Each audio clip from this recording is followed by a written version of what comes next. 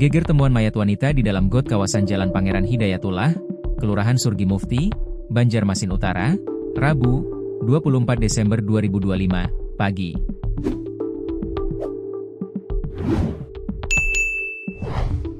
Tepatnya berada di samping jembatan depan gedung program Magister Ilmu Hukum S2 STI Sultan Adam.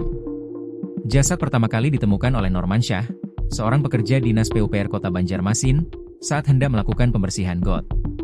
Samsuni, rekan kerja Normansyah, menceritakan bahwa temannya tersebut terkejut ketika membuka got yang tertutup kayu dan mendapati sesosok mayat perempuan. Awalnya, mayat tersebut dikira boneka.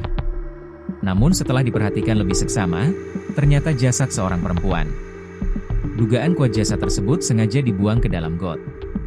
Pasalnya, penjaga malam yang biasa beraktivitas di sekitar lokasi mengaku tidak melihat hal mencurigakan pada malam sebelumnya. Selain itu, kondisi got yang tertutup kayu menimbulkan tanda tanya tersendiri.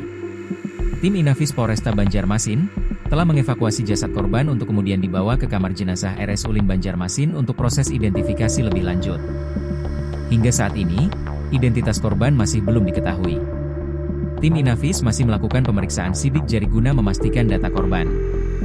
Di tengah temuan ini beredar juga foto wajah korban di media sosial. Adapun ciri fisik korban berambut hitam, lurus dan panjang. Wanita itu berkulit putih serta mengenakan ikat rambut kain bermotif polkadot hitam putih.